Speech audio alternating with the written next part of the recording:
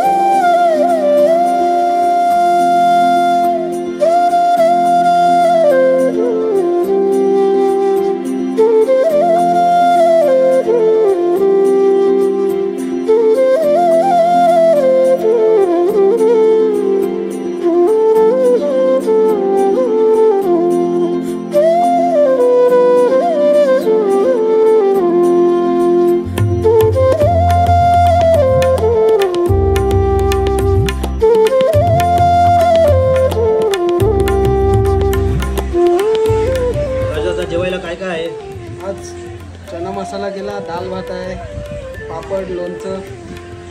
आज मस्त जेवण बनवलेलं आहे, एकदम चविष्ट. फोटो चुकलेले आहे सर्वांचं. सर्व जेवण झालेले आहे, बघू शकता.